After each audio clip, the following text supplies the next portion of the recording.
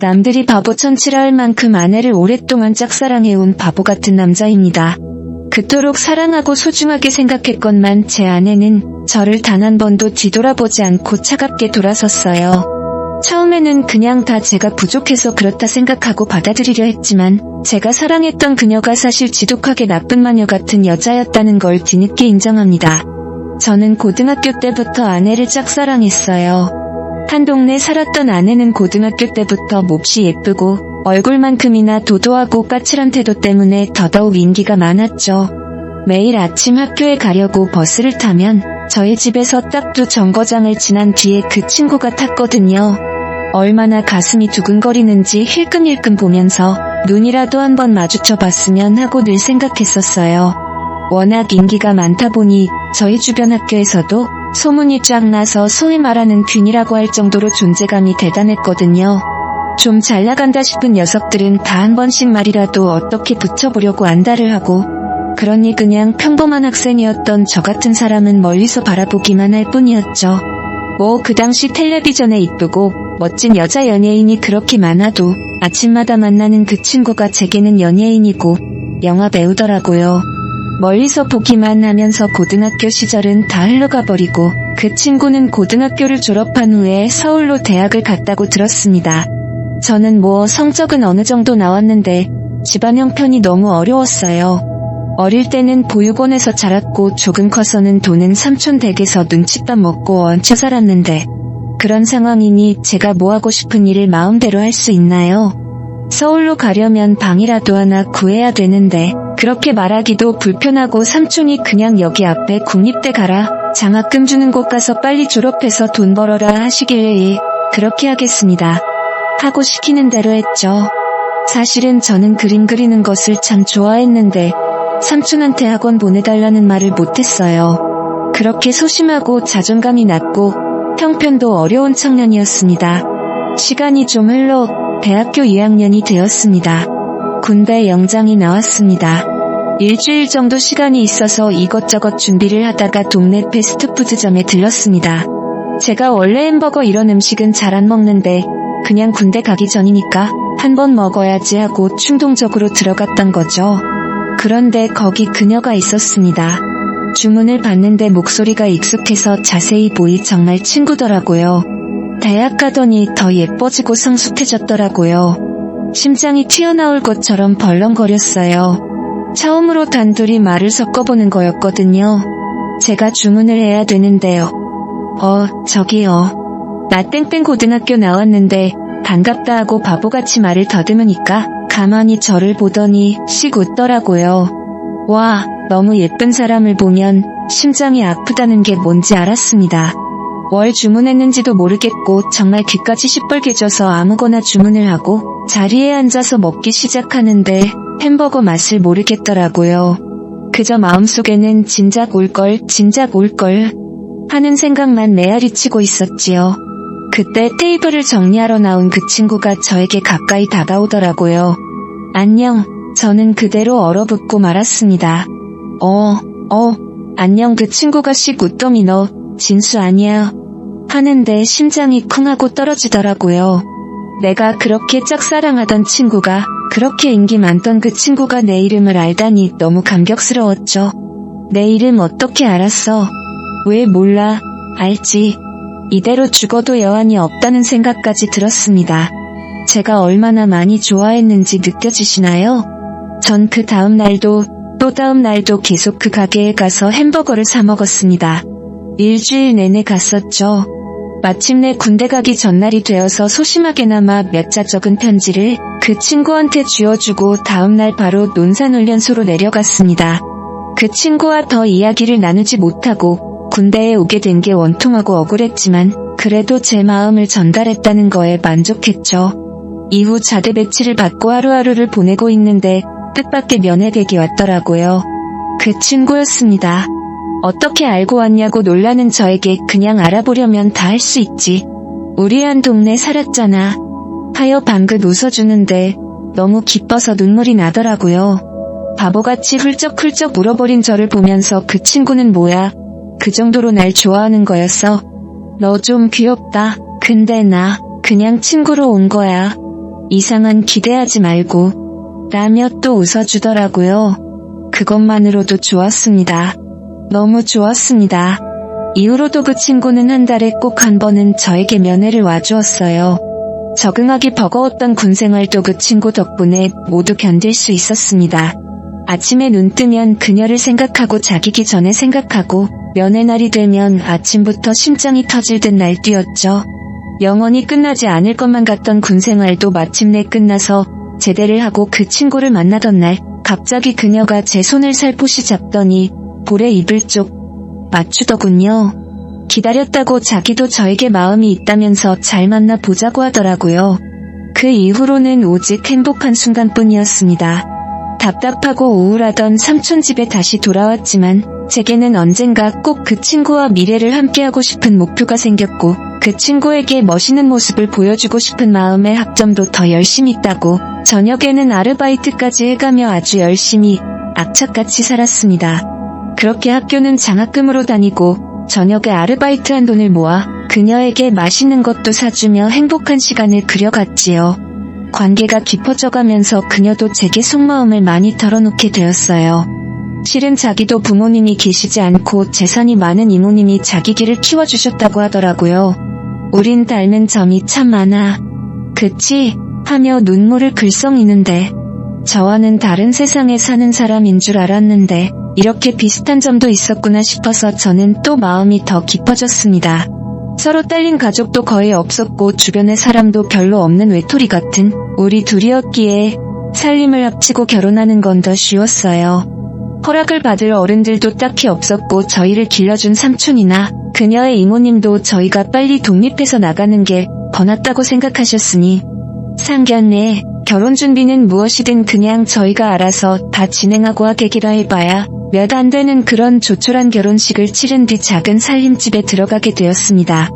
하지만 이런 행복은 저에게 너무 과분한 것이었는지 기쁨도 잠시 저는 충격적인 사실을 알게 되었어요. 어느 날 아내의 핸드폰 액정에 다른 남자의 메시지가 떠있는 것을 확인하게 된 것이죠. 연락이 통 없다. 생각 있으면 언제든지 연락하라. 는 내용이었습니다. 아무리 봐도 중년 남성이 보낸 메시지더군요. 의심할 필요도 없지. 그녀에 대한 굳은 믿음이 있었기에 단 한 번도 섣불리 건드려보지 않았던 그녀의 핸드폰이었는데 떨리는 손으로 핸드폰을 열었더니 그 속에는 제가 미처 알지 못했던 검고 어두운 세상이 가득했습니다. 전화번호부에 특별히 따로 그룹까지 지정되어 있는 스폰서 리스트가 있더라고요. 아저씨들과 데이트를 하고 웃음을 흘리면서 용돈을 받아 쓰는 그런 생활을 해왔던 거죠.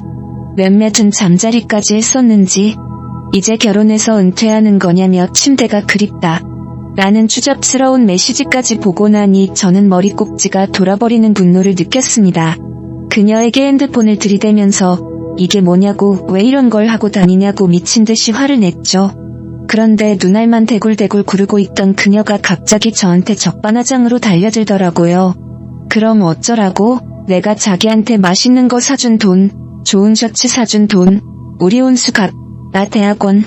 이게 다 그 아저씨들한테서 나오는 돈이야. 내가 무슨 돈이 있었겠어. 우리 이모 재산, 그게 다 뻥이야. 그 아저씨들한테서 받은 돈이야. 우리 이모도 알아. 내가 그 짓 해서 우리 이모 벌어먹이고 뒤치다꺼리 하니까 집안 살림 일으키는 일이라고 좋아하던데. 네가 나한테 뭐라고 할 자격이 있어? 너도 돈 좋아하잖아. 그럼 이혼하던지. 내가 더러워서 기분 나쁘면 헤어져. 전 완전히 말문이 막혀버렸습니다. 왜 그녀는 제게 솔직하지 않았을까요?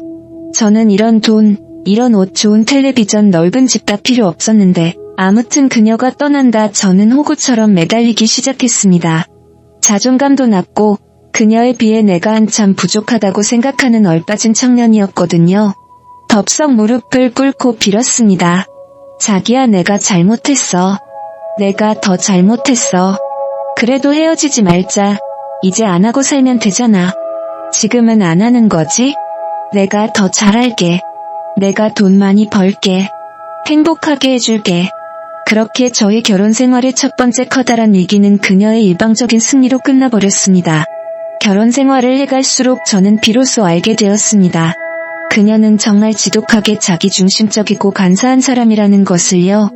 잘못한 일이 있더라도 화려한 말솜씨로 교묘하게 빠져나가고 제가 무슨 말이라도 할 것 같으면 그럼 이혼해. 헤어져. 하고 말없이 짐 가방을 챙기거나 주저앉아서 난 그냥 죽어야겠다. 아무도 내 편이 없으니까 사라져 줄게. 라고 오열한다거나 이런 일들이 반복될 때마다 저는 또 호구처럼 매달리고 잘못했다고 빌고 제가 잘못한 것도 없는데 끝없이 용서를 빌어야 하고 그녀가 승리하는 이상한 상황이 반복되었습니다. 그러던 어느 날 집에 혼자 있을 와이프를 위해 깜짝 이벤트를 준비하고 싶어서 반차를 쓰고 아내가 좋아하는 레스토랑에서 스테이크와 와인을 사고 꽃다발까지 사서 집으로 향했죠. 혹시 낮잠이라도 자고 있을까봐 카드키를 찍고 현관문을 살짝 열었습니다. 문을 여는 순간 남자의 구두가 먼저 눈에 들어오더군요. 윈가 잘못됐다는 걸 느꼈습니다. 제가 문을 여는지도 모를 만큼 두 사람은 절정에 달해 있더군요. 안방에서 들려오는 비명인지 뭔지 모를 소리들이 제 귀를 요란하게 파고드는데 그 자리에서 전 주저앉고 말았어요. 안을 들여다볼 생각도 하지 못했고 그저 고장난 인형처럼 다리가 풀려 그렇게 한참을 멍하니 있었습니다. 안녕하세요. 남들이 바보천 7월 한참 요란하던 안방이 점차 조용해지더니 까르르 웃음소리도 들리고 남자의 목소리도 들리고 얼마 지나니 안방문이 벌럭 열리고 와이프와 중년의 남성이 알몸으로 나오더라고요. 현관에 주저앉아 있는 저를 보자마자 와이프는 너무 놀라 소리를 질렀고 남자는 허겁지겁 옷을 주워 입고 그대로 도망쳐 나가버렸습니다. 화낼 힘도 없었어요. 방금 뭐였어? 저 남자는 누구야? 스폰서야. 갑자기 그녀에 대한 모든 사랑했던 감정, 열정 같은 게 훅 꺼져버리는 게 느껴졌습니다. 그렇게 사랑했던 사람인데 갑자기 아무 느낌이 들지 않더라고요. 제 안에 무언가가 죽어버린 느낌이었습니다. 와이프는 허둥지둥 둘러대는데 자기야 진짜 미안해. 진짜 내가 잘못했어. 내가 너무 잘못했다. 나 정말 나쁜 년이야. 어떡하지? 죽어야 되겠다. 나도 확 죽어버릴게. 아니, 자기 놔줄게. 우리 이혼할까? 악마의 속삭임이 느껴지더라고요. 하지만 저는 이미 모든 열정이 깨져버린 상태였습니다. 힘없이 그래 하자. 이혼하자. 난 이제 못하겠어. 헤어지자라고 했죠. 그랬더니 와이프의 눈이 돌아가면서 갑자기 돌변하더군요. 저를 잡아 흔들면서 돈이 없으면 밤일이라도 자라던지. 네가 나한테 여태해준 게 뭐야? 너 혼자 좋아서 나한테 매달리고 하도 찾아와서 좋다고 하니까 내가 그냥 네가 귀여워서 사랑해서가 아니라 귀여워서 만났던 거야. 순진하고 데리고 놀기 좋으니까 내가 시키는 대로 하자 하면 다 하니까. 근데 네가 나한테 거역을 해? 저주의 말들이 쏟아지는데 저는 그냥 쉬고 싶었어요. 그렇게 저희는 합의 이혼을 진행하게 되었습니다. 와이프는 제게 내가 널 버린 거야. 쥐뿔도 없는 고아 주제에 같은 고아라도 나는 너랑 달라. 비굴하고 그릇도 작은 쫌팽이 같은 놈. 이라며 온갖 아픈 말로 제 가슴에 상처를 박아 넣었죠. 저는 거에 폐인이 되다시피 했고 작은 원룸에서 집과 직장을 왔다 갔다 하며 그냥 조용히 지냈습니다. 삼촌에게 연락이 왔더라고요. 친아버지가 저를 찾는다는 소식이었어요. 친아버지라면 중학교 때 딱 한 번 만났던 기억이 있었죠. 허름한 차림으로 휘적휘적 찾아와 돈가스를 사주고는 10,000원짜리를 주머니에 찔러주고 미안하다. 아비가 이렇게 못나서 미안하다 라는 말을 남기고 울적 떠났던 기억뿐이었습니다. 애초에 정을 새도 없었던 친아버지인지라 무덤덤한 마음으로 병원으로 찾아갔지요. 유감스럽게도 제가 도착하기 직전에 아버지는 임종을 맞으셨습니다. 눈을 감고 잠든 것처럼 있는 아버지의 얼굴을 보아도 뭐랄까 그냥 아버지와도 이렇게 끊어져 버리는 인연이구나 하는 기분이었죠. 어떤 분이 자기가 변호사라고 소개하면서 아버지 유산에 대해서 이야기를 좀 하자더군요. 유산이요? 포기해도 되나요? 제가 빚 갚을 여력은 지금 안 되는데 했더니 변호사가 깜짝 놀라면서 빚이 아닙니다. 포기하시면 안 돼요. 라고 하더라고요. 저는 정말 곤란하다고 얼마 전에 이혼하고 원룸에서 혼자 살고 있는데 돈 들어갈 곳도 이래저래 많고 큰 액수면 갚을 수가 없다고 계속 얘기를 했죠. 변호사가 말을 끊으면서 선생님, 다시 말씀드리는데 빚이 아니라 80억입니다. 하더라고요. 전 잘못 들은 줄 알고 네, 80억이요? 라고 여러 번 되물었죠. 변호사가 서류를 보여주지 않았더라면 아마 사기꾼이라고 생각했을 거예요.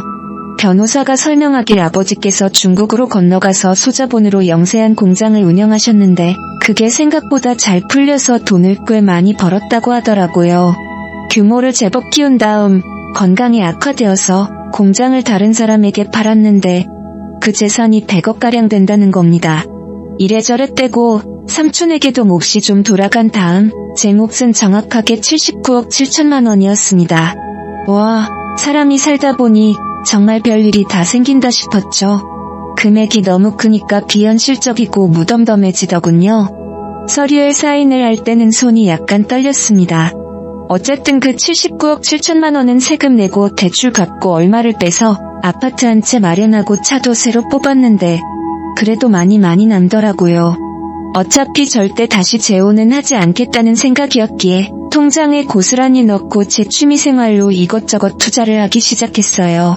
비싼 헬스장 1일 강의도 끊고 좋은 옷도 사서 입고 그래도 일은 해야겠다는 생각에 이직을 해서 프리랜서로 근무할 수 있는 일을 찾았습니다. 몇 달 정도 지나자 어떻게 귀신같이 알았는지 또 전처에게 연락이 오더라고요. 상냥하고 다정한 목소리로 우리 하루 날 잡아 만나자, 커피 한잔 하자 하더라고요. 집에서 가까운 커피숍에서 오랜만에 만났는데 이혼 후 2년 만에 처음 만난 그녀는 세련된 옷을 입고 빈틈없는 화장으로 예쁘게 꾸몄지만 눈에 서린 도과 질투, 미움은 숨길 수 없더라고요. 그녀가 저를 보며 간드러지는 목소리로 어우 못 본 새 너무 멋있어졌다. 자진 나이에도 그렇게 멋있게 나이 드는구나 하고 애교를 떨더군요. 저는 덤덤하게 원래 당신 취향은 50대 이상의 돈 많은 남자 아니었어. 이제 내가 나이가 좀 더 들면 당신 이상형이 되겠네 하고 대답했죠. 그녀의 표정이 일그러지더군요. 자기 무슨 말을 그렇게 해. 하긴 내가 너무 잘못했지 그치? 못할 말도 많이 하고 그때는 우리 살림이 딱딱해서 내가 제정신이 아니었나 봐. 근데 이제는 상황이 다르잖아. 우리가 좀 더 잘 지내고 상처 안 주고 살 수 있지 않을까? 하고 제 손을 슬쩍 잡더라고요. 전 그 손을 점잖게 밀어내면서 당신이 워낙 계산적인 사람이니까 우리 셈을 한번 해보자. 당신은 지금 그 이쁜 얼굴, 몸매 서서히 망가지기 시작하지. 남자 없으면 돈도 다 떨어지고 소비 습관도 엉망이고 성격도 더러워서 자기를 사랑해주는 사람을 개 취급하고 그럼 지금 난 어떨까? 돈 많지. 외모 관리해서 예전보다 보기도 좋고 건강해졌어. 내 자산도 앞으로 더 늘어날 예정이야. 그럼 내가 굳이 엉망진창으로 사는 너 같은 여자를 다시 만나야 할 이유가 뭘까? 설명해봐. 했습니다. 그녀의 얼굴이 점점 벌겋게 달아오르면서 목소리가 높아지더라고요. 말 다 했어.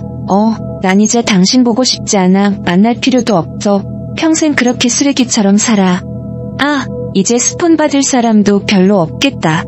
당신 이상형은 돈 많은 늙은 남자인데 그런 남자들은 젊은 여자 좋아하거든. 다른 사람으로 찾아봐. 난 호구되기 싫어. 말을 마치자마자 전 벌떡 일어나는데 그녀가 머그컵을 집어던지며 발악을 하더라고요. 직원들이 달려와서 경찰에 신고를 한다 어쩐다 하는데 죄송합니다. 경찰 부르세요. 하고 먼저 나왔죠. 호구처럼 살았던 지난 세월 가끔 돌아보면 좀 아쉽기는 합니다. 그렇지만 전 정말 최선을 다해 아낌없이 사랑했고 그 여자는 그냥 제 마음을 받을 수 있는 그릇이 아니었다고 생각해요. 제가 사랑했던 시간들 순수하게 그녀를 아끼고 지지했던 시간 후회하지 않으려고요. 앞으로 제 인생에 좋은 날이 많이 남았으니까요. 한참 요란하던 안방이 점차